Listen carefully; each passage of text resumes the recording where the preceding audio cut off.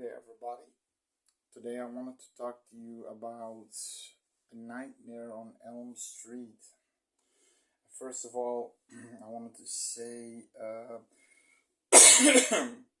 that Nightmare on Elm Street isn't my most favorite franchise. It's actually a franchise that doesn't get to me. Let's say the first two movies do it for me, and after that, even the third one, which is one of the most popular ones, doesn't do it for me. I, I, I'm, I'm not sure what it is. It's Freddy Krueger, a classic killer. I don't have the figurine. I do have this. I do have this though. It's a vintage Freddy Krueger blade hand glove from 1984.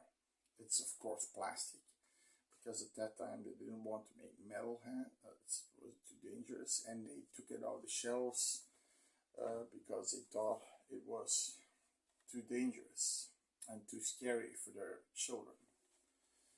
So I thought that's a cool collector's item. Let's buy that. And I'm also looking to buy one of the Nightmare on Elm Street NECA figures from one or two, maybe three.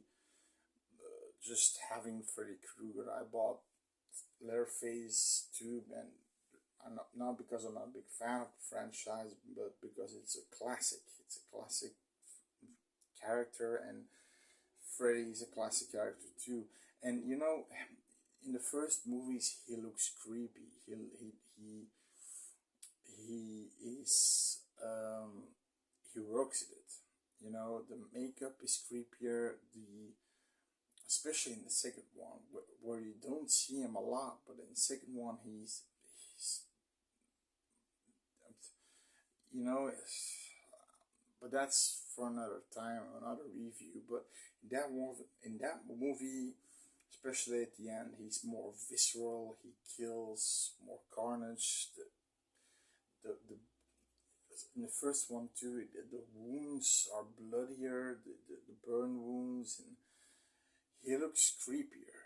I cannot, and how more, and he's more serious. The more you get to know him, he gets sillier and sillier and sillier, and at some point you get Looney Tunes-esque kind of kills. Same with Child's Play. The first two, third one, okay, it's still good, but then with Bride of Chucky, you know, it becomes silly, and those one-liners in it doesn't mean that I don't like the movie, but it doesn't scare me. You know, it's like Michael or Jason start to do one-liners. That's just stupid. It's just stupid. But now I'm talking about Nightmare on Elm Street 1 from '84, which is directed by the great late Wes Craven, and he had Heather Langenkamp playing there as Nancy, Johnny Depp as one of his first feature-length roles. I guess one of his first feature-length movie as Glenn, and then Robert Englund as Freddy Krueger. Also John Saxon as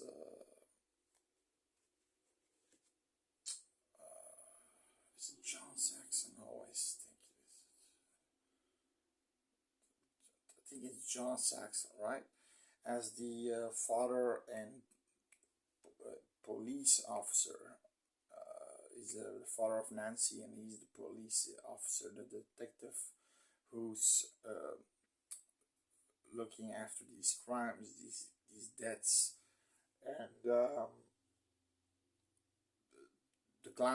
the synopsis of the movie is the killer, which is an interesting concept.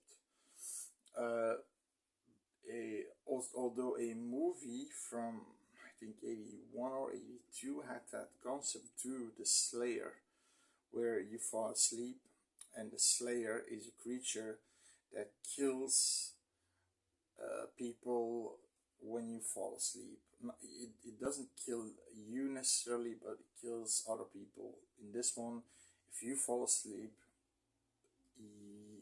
it's kind of the same thing. You necessarily don't die, but the people around you die or can die. It's no, sorry. The people who you have to fall asleep, also other people have to fall asleep. You have to fall asleep to die. That's the gist of it. But you don't necessarily, you can still run away out of the nightmare and still live.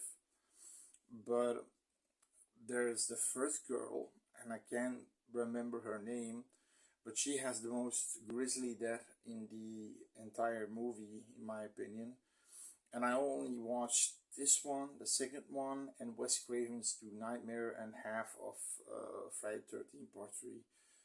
And in Wes Craven's Do Nightmare, this skill is also included. It's the one, and you think she's gonna be the final girl, but then she wants to have sex with one of the people of the group, one of the other guys, not Glenn, not Johnny Depp.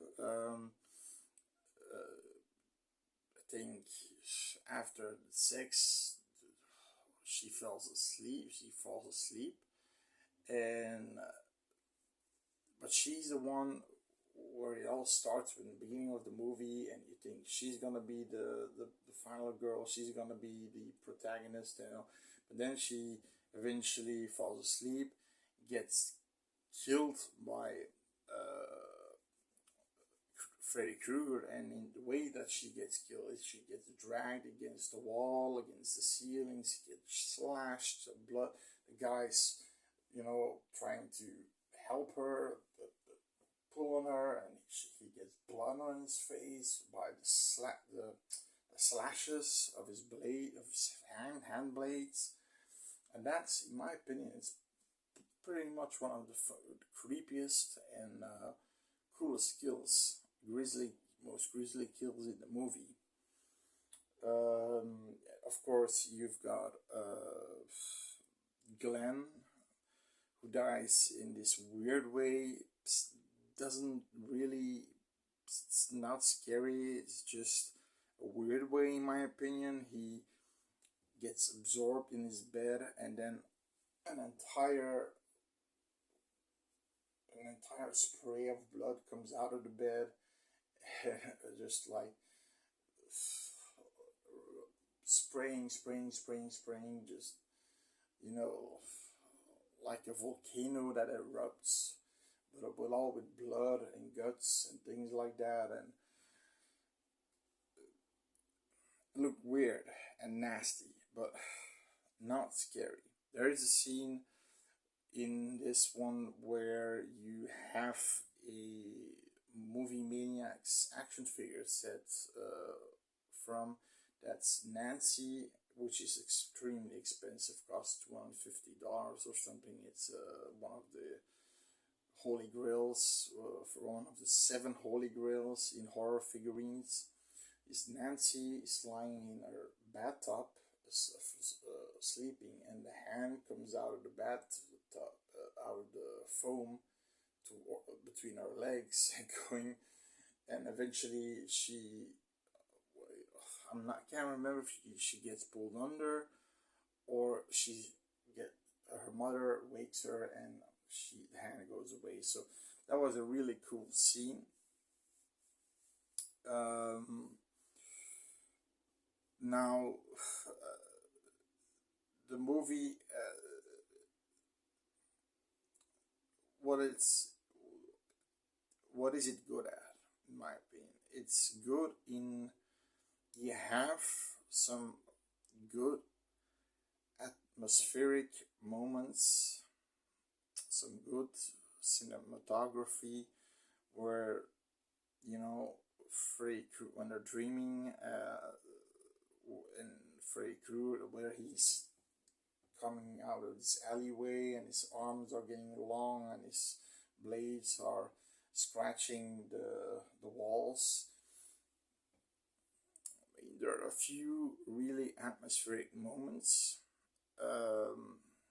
The idea of not falling asleep or you die is cool. The idea that she has coffee pots underneath her bed, trying to take these pills that truckers takes, basically sort of speed or some or caffeine pills. I'm not sure, to stay awake. Um, it's pretty cool. It's funny too, sort of, that she has a coffee maker underneath her bed. Um, and like I said, the killer is cool. It's really it's an iconic killer. He looks creepy. He has the look to be creepy. Um, and like I said, yeah, my favorite kill is the one where we think is gonna be the main girl, but it's Nancy who's gonna be the main girl. She's gonna be the one who defeats Freddy in a dream, pulls him in the reality, and has a sort of Home Alone esque situation with all these booby traps and things like that, and she eventually kills him in the real world. And of course, at the end, she sort of, what happens is everybody who died comes back. She reversed time, so to speak, and everybody's still alive. And her mom dies also in the movie. Eventually, at some point, she goes in the car with all her friends, but then they put the sunroof back up, and it has the colors of Freddy Krueger's shirt. And of course, you start to see that it's not normal. You have the scary song of the children. 1, 2, Freddy's coming, get you, 3, 4, and that scary song that the children are playing.